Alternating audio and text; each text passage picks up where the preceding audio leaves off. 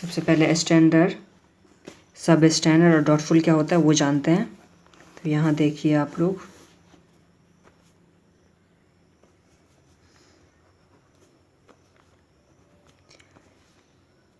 ये due date ये due date रहा।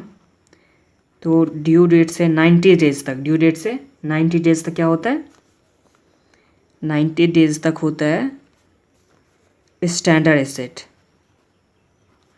ड्यू डेट जब भी होगा उससे 90 डेज तक क्या होगा, स्टैंडर्ड एसेट होगा। उसके नेक्स्ट 1 ईयर तक, उसके नेक्स्ट 1 ईयर तक क्या होता है, सब स्टैंडर्ड।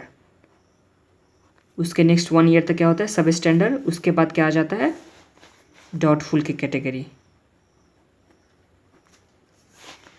डॉटफुल में क्या होता है, ईयर 1 होता है, फिर more than year 1 to 3 year होता है, और फिर क्या होता है, मोर देन 3 ईयर। तो ये कैटेगरी आ गया। डॉटफुल में कितने कैटेगरी होता है, 3 कैटेगरी, एक अप टू 1 ईयर, फिर more than 1 year to 3 year, फिर मोर देन 3 ईयर। ये हो गया डॉटफुल का कैटेगरी।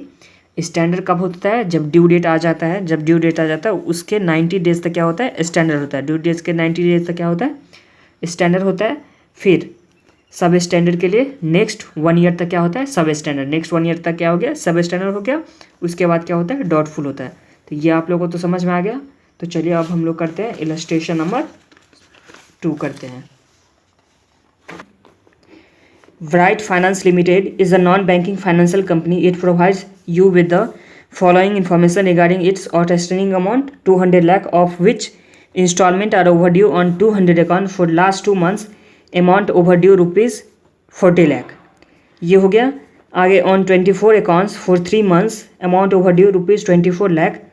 फिर on 10 accounts for more than 30 months. Amount overdue rupees 20 lakh. And on 4 accounts for more than 3 years, amount overdue rupees 20 lakh already identifies as substandard. And one of account of 10 lakh which has already identifies at non-recoverable by management. और आगे क्या दे रखा हुआ है, out of 10 accounts overdue for more than 30 months, 6 account are already identified as substandard, amount rupees 6 lakh. For more then 14 months, तो आप 14 months को 12 months कर लीजिए। एंड अदर आइडेंटिफाइड एज सब standard assets for a period less than 14 months, तो यहाँ भी 14 months को क्या कर लीजिए, 12 मंथ्स। आगे क्या दे रखा हुआ है, classify the asset of the company in line with non banking financial company, systematically important non deposit taking companies and deposit taking companies, reserve bank directors 2016। तो सबसे पहले हम लोग को क्या करना है, सम्स को समझना है, सम्स में क्या क्या दे रखा हुआ है, उसके बाद आगे बढ़ते हैं, बनाते हैं। तो आ जाइए इलस्ट्रेशन नंबर 2।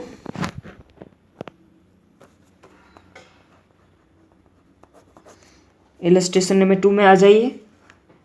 सबसे पहले टोटल अमाउंट आउटस्टैंडिंग कितना है,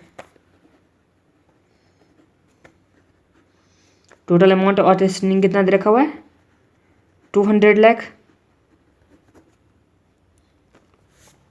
अब आ जाइए 200 अकाउंट के लिए फॉर 2 मंथ्स अमाउंट कितना दे रखा हुआ है इसका, 40 लाख। आगे क्या था,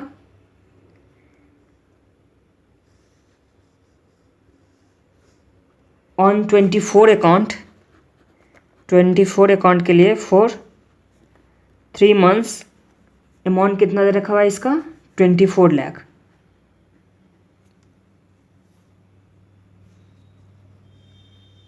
आगे ऑन 10 अकाउंट के लिए कितना दे रखा है, मोर देन 30 मंथ्स अमाउंट कितना रखा है, 10 अकाउंट के लिए for more than 30 months amount कितना दे रखा हुआ है इसका, ओवरड्यू 20 लाख। आगे दे रखा हुआ 4 अकाउंट के लिए for more then 36 months amount overdue कितना दे रखा हुआ है, 4 अकाउंट के लिए दे रखा है, तो अमाउंट ओवरड्यू दे रखा है 20 लाख। फिर बोल रहा है एक अकाउंट ऐसा है जो नॉन रिकवरेबल है, जिसका अमाउंट कितना दे रखा हुआ है 10 लाख, यही दे रखा हुआ है।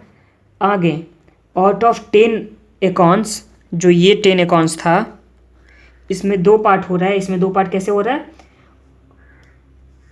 Out of 10 accounts overdue for more than 30 months 6 account are already identified as substandard, amount ₹6 lakh for more than 12 months. एक इसमें आ गया मोर देन 12 मंथ्स, दूसरा क्या है लेस देन 12 मंथ्स। मोर देन 12 मंथ्स के लिए कितना था 6 लाख, तो बचा हुआ इसमें कितना और बचा 14 लाख। 14 लाख क्या हो जाएगा लेस देन 12 मंथ्स। आप लोग को 14 मंथ्स को 12 मंथ्स कर लेना था, तो ये आ गया। टेक्निकली अगर देखा जाए तो ये गलत है एक बार, क्योंकि बोल दिया है कि मोर देन 30 मंथ्स, और फिर से बोल रहा है ये एक बार लेस देन 12 मंथ्स है, एक बार मोर देन 12 मंथ्स, तो टेक्निकली ये तो गलत है। फिर भी चलिए, अगर ऐसे ही बोलता है एग्जाम में मार्क्स आएगा तो ऐसे ही हम लोग लिख के आएंगे।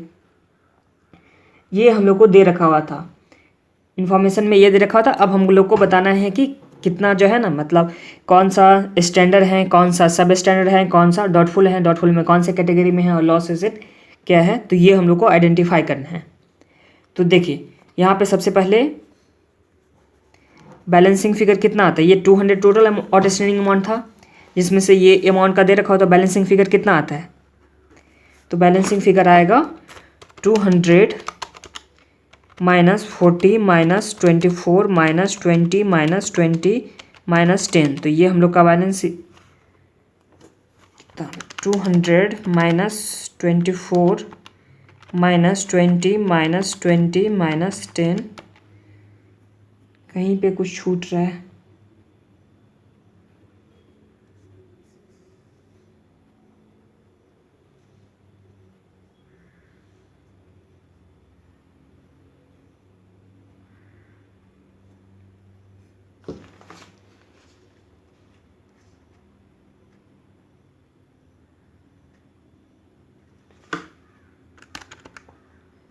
$200 -40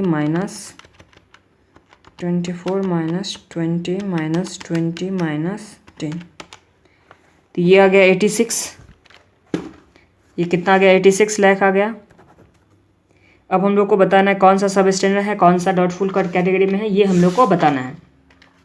तो सबसे पहले क्या होता था 90 डेज तक, 90 डेज तक क्या होता था स्टैंडर्ड को भी हम लोग क्या बोलते थे परफॉर्मिंग एसेट।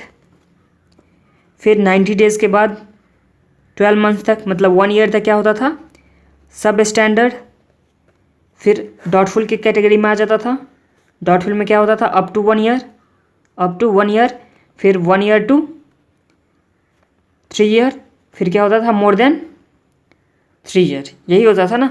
तो 90 डेज मतलब इस कैटेगरी में क्या आ गया 40 लाख आ गया, और क्या आ गया 24 लाख। तो ये दोनों हम लोग का क्या हो गया स्टैंडर्ड एसेट, ये क्या हो गया हम लोग का स्टैंडर्ड एसेट हो गया।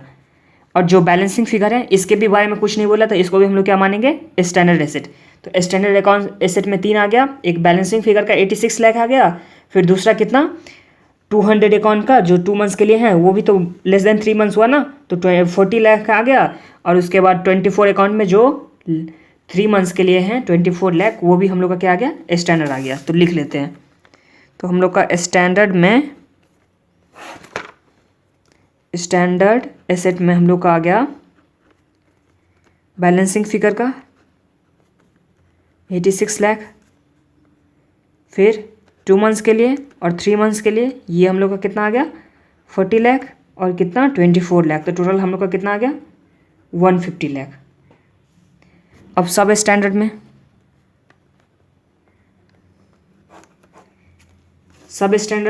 तो सब स्टैंडर्ड में लेस देन 12 मंथ्स का अमाउंट कितना दे रखा हुआ था 14 लाख। 10 अकाउंट में 2 कैटेगरी हो गया था, एक मोर देन 12 मंथ्स हो गया था, एक लेस देन 12 मंथ्स हो गया था। तो लेस देन 12 मंथ्स का अमाउंट कितना दे रखा 14 लाख। तो सब स्टैंडर्ड में कितना आ जाएगा लेस देन 12 मंथ्स वाला, ये कितना आ गया हम लोग का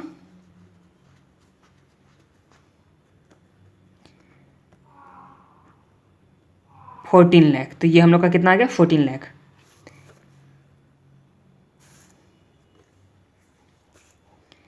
आगे दे रखा हुआ है, ये तो सब स्टैंडर्ड हो गया। उसके बाद अब कौन सा आता है, डॉटफुल।